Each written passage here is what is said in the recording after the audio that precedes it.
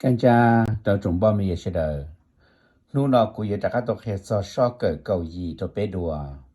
Ổn đây bây giờ là một dự tên thế là cho phao sự bùa. Bây giờ một thọ nè thiết sĩ bây giờ sống đủ trò. Đời nó cũng giờ là cái nhiệt giòn cho tao trồng bao mì dễ bé sợ đời cho nó xua tù. Bây giờ là thọ nè thiết sĩ bây giờ sống đủ. Bù ba la lì chỉ gì. Lì sáng sáng sáng rong cho bé sẽ đờ có bé tàu dài.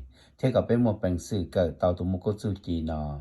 Tàu trở lúc xe xả thiên đồ tì chú. Ê xua ya bé tay thọ nó bên chân thiết kia xe lợi tìa. Nè thì chỉ bên những sòng tu ya pu ba xua ya trần đại lý. Nè thì chỉ bên những cho kế bỏ rong pu đồ bé xe đờ. Ê xua ya bé tay thọ nó ya. Bé tay thọ lòn đờ. Bé văn lăng thơ. Kênh thơ sang lùm bề. Mênh chênh. Mênh chênh. Rong bò mi ye xe đờ xua tu. Bé là một cái so cờ cầu yi ok tàu. So cờ cầu yi.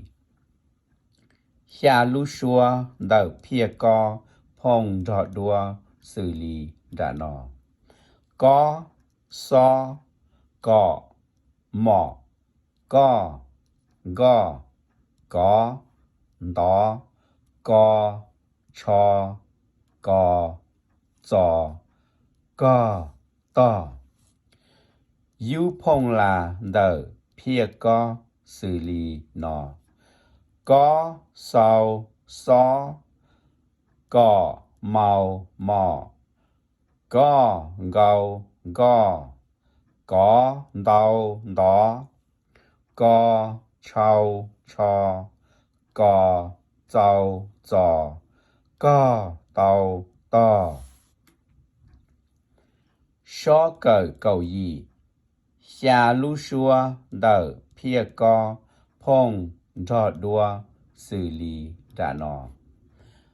Có so có mò có go có đó có cho có giò có to. Yêu phong là đờ phía co xử lý nọ.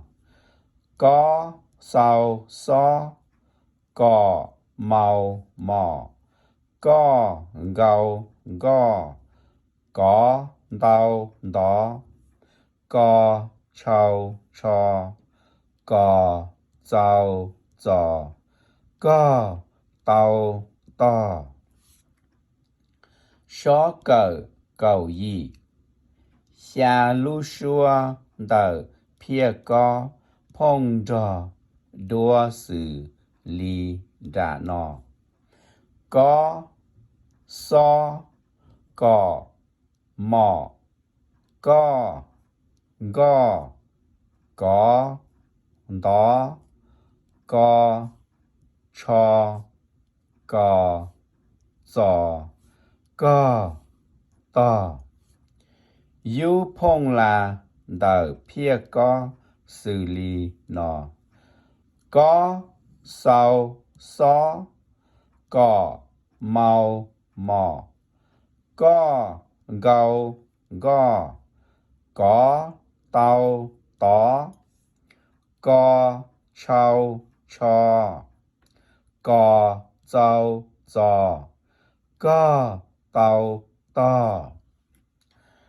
Trong bao mi sẽ đợi nu nó bê cờ so cờ cầu gì là sau li nó lờ bê mà cho các cờ đùa lử so cờ tuần gì mù.